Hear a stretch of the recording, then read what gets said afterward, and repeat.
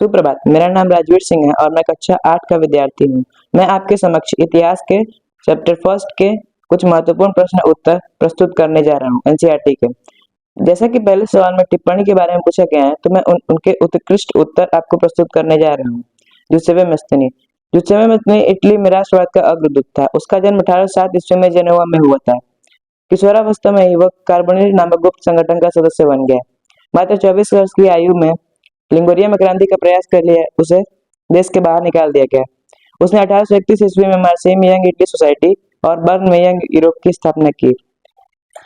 इसके सदस्य Poland, France, Germany और इटली के एक समान विचार रखने वाले युवा थे।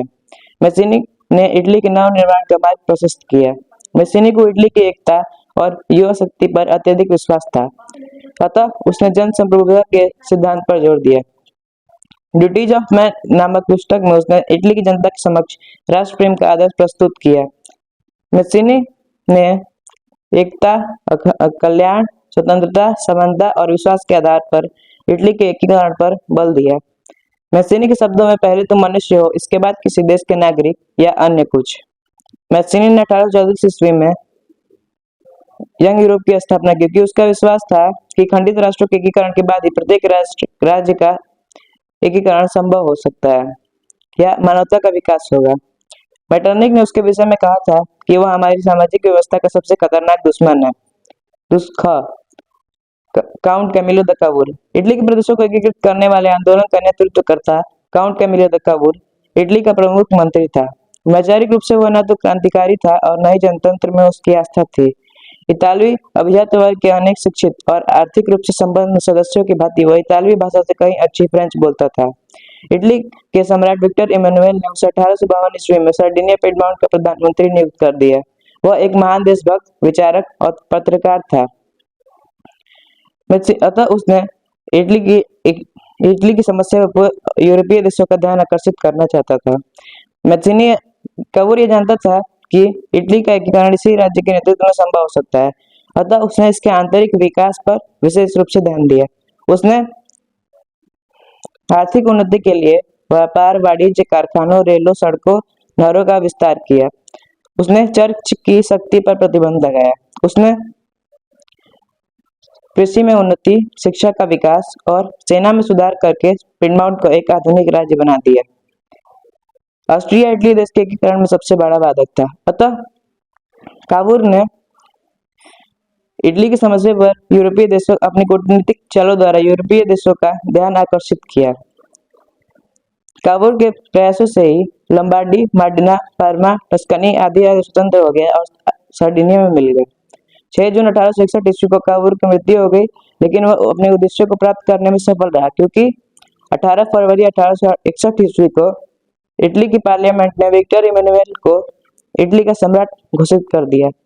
कावूर के प्रयासों से इटली का एकीकरण संभव हो गया और अंत में पिडमॉन्ट की सेना ऑस्ट्रियाई सेना को 1859 ईस्वी में परास्त करने में सफल रही।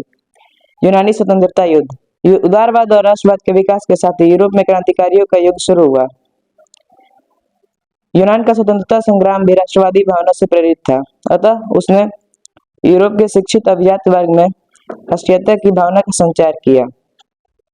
15वीं सदी में यूनान ऑटोमन साम्राज्य का हिस्सा था। यूरोप में क्रांतिकारी राष्ट्रवाद की प्रगति से यूनानियों का आजादी के लिए संघर्ष 1821 ईस्वी में ही आरंभ हो गया था।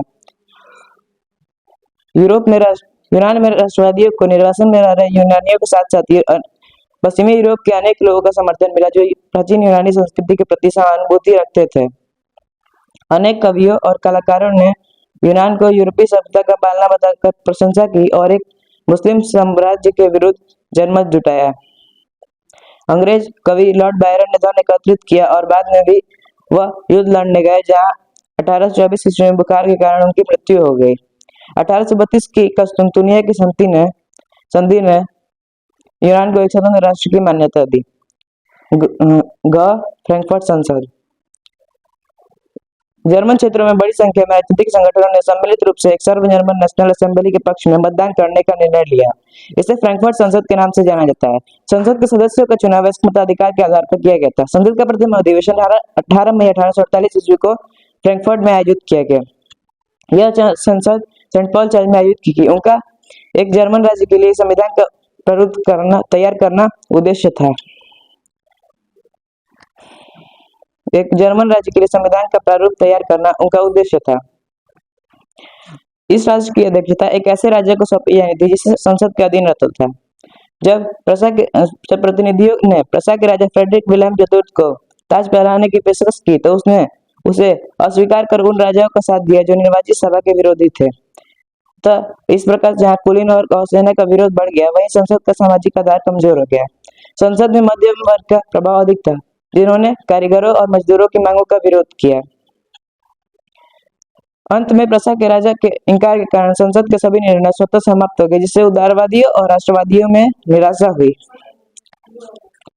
अंत में प्रसा के राजा के इनकार के कारण संसद के सभी निर्णय स्वतः समाप्त हो गए, जिससे उदारवादियों और राष्ट्रवादियों में निराशा हुई। प्रसा के सैनिकों ने क्रांतिकारियों को कुचल दिया। 1848 ईस्वी क्रांति का दमन कर दिया गया और इसी के साथ ही जर्मनी में राष्ट्रवादी आंदोलनों को विराम लग गया। राष्ट्रवादी आंदोलनों में महिलाओं की भूमिका। उदारवादी आंदोलन के अंतर्गत महिलाओं को राजनीतिक अधिकार प्रदान करने का मुद्दा एक विवादित विषय के रूप में प्रकट हुआ। महिलाओं ने राष्ट्रवादी संघर्षों में बड़ी संख्या में भाग लिया। महिलाओं का अपना राजनीतिक संगठन स्थापित हो गया था। महिलाएं समाचार पत्रों द्वारा अपनी प्रतिक्रियाएं व्यक्त करती थीं। लेकिन इसके बावजूद भी वो राजनीतिक मताधिकारों से वंचित थी। जब संसद के चुनाव के दौरान महिलाओं को राजनीतिक अधिकारों से वंचित रखा गया था। और जब सेंट पॉल चर्च में फ्रैंकफर्ट संसद की सभा आयोजित की गई तो महिलाओं को केवल दर्शक दीर्घा में खड़ा होने का अनुमति थी और यही महिलाओं की सबसे पहली जीत थी। धन्यवाद।